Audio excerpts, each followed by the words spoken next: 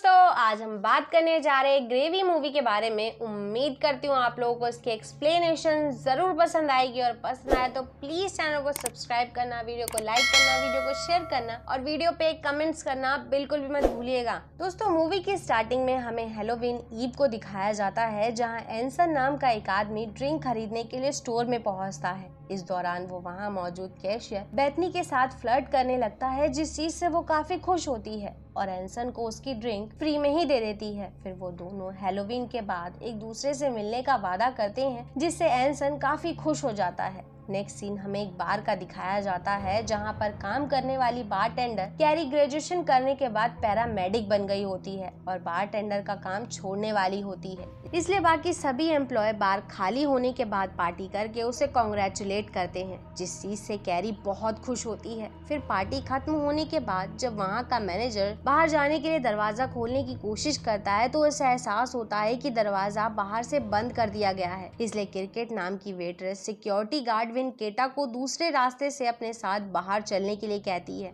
लेकिन जब वेनकेटा उसे अपने साथ ले जा रही होती है तभी कोई क्रिकेट को अपनी तरफ खींच लेता है और वेनकेटा को इस बात का एहसास भी नहीं होता। तभी उसे एक रूम में किसी के होने का एहसास होता है, इसलिए वो वहाँ पर पहुँचती है तो हम देखते हैं कि वहाँ पर कोई और नहीं बल्कि एंसन है, जो इस दौरान एक जोकर की कॉस्ट्यूम में होता है और उसी ने दरवाजे की बेल्डिंग भी की थी, जिससे कोई भी बाहर ना निकल सके। साथ ही उसी ने क्रिकेट को भी किडनैप किया था। ये देखकर वेनकेटा उसे बचाने के लिए उसकी तरफ बढ़ती है, लेकिन वहाँ पर मौजूद एंसन का भाई स्टेफ उसे भी अपनी गर्लफ्रेंड मिमी की हेल्प से बंदी बना लेता है, जिसके बाद वो तीनों बाकी सभी लोगों को भी बंदी बना लेते हैं। हालांकि मैनेजर उन तीनों से अपने बाकी वर्कर्स को छोड़ने के लिए कहता है, लेकिन उसका कोई भी वर्कर इस चीज के लिए तैयार नहीं था और क्योंकि एंसन और उसके साथ ही मौका होते हुए भी चोरी करके वहाँ से नहीं गए थे, जिससे सभी वर्कर्स समझ जाते हैं कि उन्हें पैसा नहीं बल्कि कुछ और चाहिए। इसलिए वो लोग एंसन और उसके साथियों से इस बारे में पूछते हैं तो वो लोग बताते हैं कि हम यहाँ मौजूद सभी लोगों को मारकर खाने वाले हैं। ये सुनकर वेनकेटा बहुत ज्यादा घबरा जाती है और उन लोगों को अब्यूज करने लगती है। इसलिए मिमी वेनकेटा के गले में बहुत ही बेरहमी से काट कर उसका वॉइस बॉक्स निकाल देती है और उसे नोच नोच कर खाने लगती है, जिससे वेनकेटा का बोलना बंद हो जाता है। जिसके बाद स्टेफ उन सभी लोगों को बताता है कि हम तुम लोगों को खाने वाले हैं, क्योंकि ये हमारा एक ट्रेडिशन है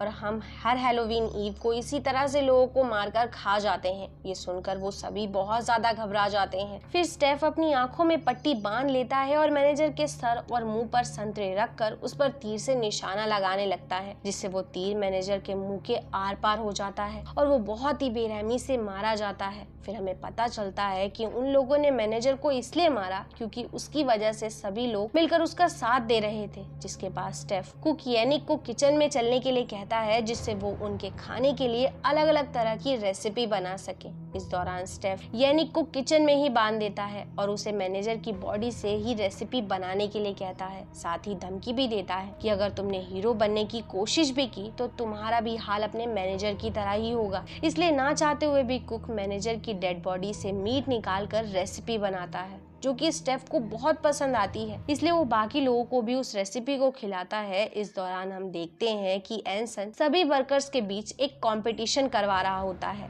जिसमें कैरी जीत जाती है, इसलिए वो उसके हाथ खोल देता है। और क्योंकि वॉइस बॉक्स कट जाने की वजह से वेनकेटा गेम नहीं खेल पा रही थी, इसलिए स्टेफ उस पर अटैक करके उसे मार देता है। तभी वहाँ पर बर्ट आ जाता है, जो कि बाथरूम में बेहोश था। इस दौरान वो ये सारी चीजें देखकर बहुत ज्यादा डर जाता है और वहाँ से भागने की कोशिश करने लगता है, लेकिन उसे कहीं से भी बाहर निकलने का रास्ता नहीं मिलता। उसके बाद स्टेफ मिमी को बर्ट को मारने के लिए भेजता है और क्योंकि अब सिर्फ बस बॉय यानी कि टेबल साफ करने वाला हेक्टर और क्रिकेट ही चेयर से बंधे हुए बचे थे, जो कि इस दौरान अकेले थे, इसलिए क्रिकेट हेक्टर को बताती है कि मैं हमेशा अपने कपड़ों के अंदर एक ब्लेड रखती हूँ, जिसकी हेल्प से हम दोनों ही बचकर यहाँ से निकल सकते हैं, लेकिन उसके लिए तुम्हें वो ब्लेड मेरे कपड़ों के अंदर से निकालना होगा। तो इस चीज के लिए हेक्टर तैयार हो जाता है। दूसरी तरफ मिमी बर्ट के पास पहुंचकर उस पर अटैक करने की कोशिश करती है, लेकिन वो फिर से बचकर छुपने लगता है। पर यहाँ मिमी उसे देख लेती है, जिसके बाद हम कुक को देखते हैं जो विनकेटा की डेड बॉडी को देखकर काफी दुखी होता है। इसलिए स्टेफ उसे समझाता है कि अगर तुमने हमारे लिए रेसिपीज बनाई तो हम तुम्हें आजाद कर देंगे, लेकिन कुक इस चीज के लिए साफ मना कर देता है और कहता है कि मैंने तुम लोगों का चेहरा देख लिया है, इसलिए मुझे पता है कि तुम मुझे जिंदा नहीं छोड़ोगे और ये रेसिपीज मैं सिर्फ अपने साथियों के लिए बना रहा हूँ, क्योंकि अभी मैं उनके लिए सिर्फ यही कर सकता हूँ। उसकी इस बात पर स्टेफ काफी इम्प्रेस होता है और उसे कोई ऐसी रेसिपी बनाने के लिए कहता है जो आज तक उसने ना बनाई हो। हालांकि इस दौरान स्टेफ बेसन यूज करने के लिए सख्त मना करता है क्योंकि उसे बेसन से एलर्जी थी। इधर मिमी बर्ट को पकड़ लेती है और उसे बहुत ही बुरी तरह से पीट कर घायल कर देती है, जिसके बाद वो हेक्टर को उसका ध्यान रखने के लिए कहती है और धमकी देती है कि अगर ये यहाँ से गायब हो गया तो मैं क्रिकेट का एक कान काट दूंगी। इस दौरान हम देखते हैं कि हेक्टर ने ब्लेड निकाल लिया होता है, जिसकी हेल्प से वो अपने हाथों की रस्सी को काट रहा होता है। दूसरी तरफ हम एंसन को देखते हैं जो रेसिपी में लगने वाला सामान लेने के लिए कैरी के साथ स्टोर रूम में पहुंचता है, लेकिन जब वो कुक की बनाई हुई रेसिपी की लिस्ट को देखता है तो बहुत ज्यादा हैरान होता है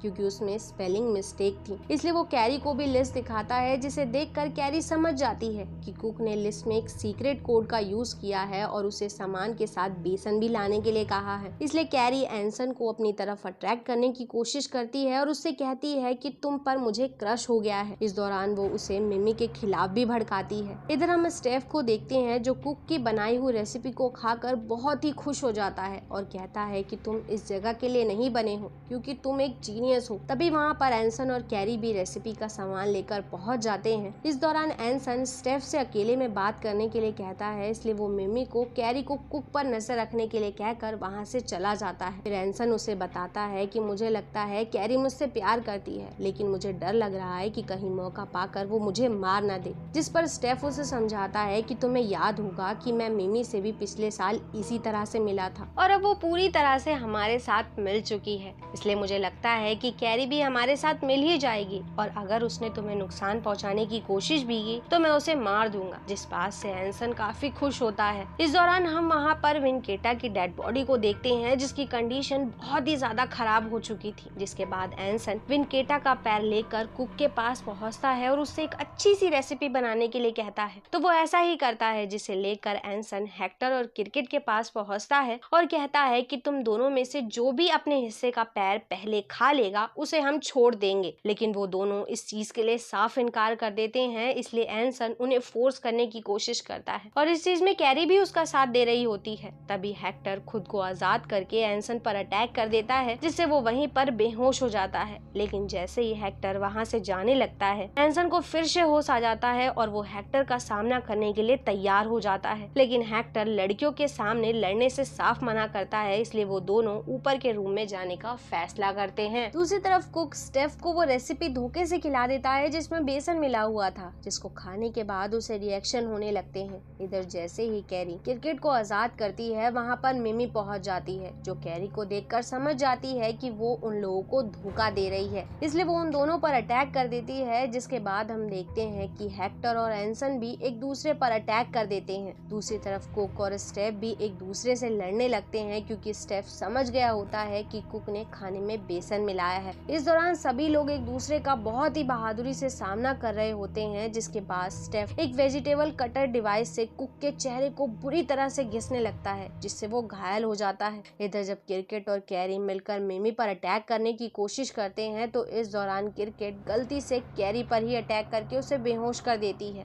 जिससे वो अकेली हो जाती है। दूसरी तरफ हेक्टर एंसन को बहुत ही बुरी तरह से घायल कर देता है, लेकिन मौके का फायदा उठाकर एंसन उसे पंखे से काटकर बेरहमी से मार देता है। जिसके बाद हम देखते हैं कि कुक और स्टेफ दोनों ही घायल होते हैं, लेकिन इस दौरान स्टेफ कुक पर भारी पड़ता है और उसकी गर्दन तोड़कर उसे बहुत ही बेरहमी से मार देता है। इधर जब कैरी को होश आता है तो वो देखती है कि मिमी ने क्रिकेट को फिश टैंक में डालकर उसे बहुत ही बुरी तरह से मार दिया है। तभी उस पर भी मिमी अटैक करने की कोशिश करती है, लेकिन कैरी उसके सीने में कांच की बोतल से अटैक करके उसे वहीं पर मार देती है। पर उसे मिमी को मारते हुए एंसन देख लेता है और उसे ऐसा लगता है कि कैरी मिमी से चिढ़ती है, इसलिए उसने मिमी को मार दिया। जिसके बाद वो कैरी को लेकर स्टेफ के पास पहुंचता है तो देखता है कि उसकी कंडीशन काफी खराब हो चुकी है, इसलिए वो उससे बात करने की कोशिश करता है। तो स्टेफ उसे सामान की लिस्ट दिखाता है और बताने की कोशिश करता है कि ये सब किसी और ने नहीं बल्कि कैरी ने किया है, लेकिन उसकी हालत खराब होने की वजह से एंसन को कुछ भी समझ नहीं आ रहा होता है, इसलिए कैरी उसे बता देती है कि वो सामान के साथ बेसन भी लाई थी, जिसकी वजह से स्टेफ की ये हालत हुई है। ये जानकर एंसन बहुत ज्यादा गुस्सा हो जाता है और उससे कहता है कि मैंने तुम पर भरोसा किया, लेकिन तुमने उस भरोसे को तोड़ दिया, इसलिए अब मैं तुम्हें मार दूंगा। तभी स्टेफ की हालत खराब होने लगती है, जिससे मौके का फायदा उठाकर कैरी बर्ट को लेकर वहाँ से निकल जाती है। फिर एंसन के देखते ही देखते उसका भाई स्टेफ वहीं पर मर जाता है, जिस बात से वो और भी ज्यादा गुस्सा हो जाता है और कुल्हाड़ी लेकर कैरी पर अटैक करने के लिए उसकी तरफ बढ़ता है, लेकिन कैरी उस पर एरो गन से हमला कर देती है और बर्ट के साथ वहाँ से निकलने की पूरी कोशिश करती है। लेकिन जैसे ही बर्ट खिड़की से बाहर निकलने की कोशिश करता है, उसे वहाँ पर अपनी गर्लफ्रेंड दिखाई देती है, जो इस दौरान वेडिंग ड्रेस में होती है, जिससे बर्ट बिना सोचे समझे नीचे कूद जाता है और बहुत ही बेरहमी से मारा जाता है। तभी कैरी के पास फिर से एंसन पहुंच जाता है, जो उसके पैरों में काट लेता है, लेकिन इसके बावजूद कैरी सही सलामत वहां से बाहर निकल जाती है। हालांकि उसका पीछा करते हुए एंसन भी बाहर निकलने की पूरी कोशिश करता है, लेकिन उसकी बॉडी पर तीर लगे होने की वजह से वो वहीं पर फंस जाता है, जिससे मौके का फायदा उठाकर कैरी वहां से निकलने की कोशिश करती है, लेकिन उसका एक एम्बुलेंस से एक्सीडेंट हो जाता है, जो वही लोग होते हैं जिनके साथ कैरी ने पैरामेडिक की ट्रेनिंग की थी, इसलिए वो लोग उसे बचा लेते हैं। नेक्स्ट सीन में हम एंसन को देखते हैं, जो अभी भी जिंदा होता है और अपने भाई के कटे हुए सर के साथ होता है। इस दौरान वो डेट के लिए बेथनी के पास पहुंचता है, जो उसे देखकर बहुत खुश होती है। तभी हमें कैरी की झलक दिखाई जाती है, जहां कैरी उन दोनों की साथ में फोटो निकाल रही होती है, जिससे हमें पता चलता है कि वो इतनी आसानी से एंसन को नहीं छोड़ेगी।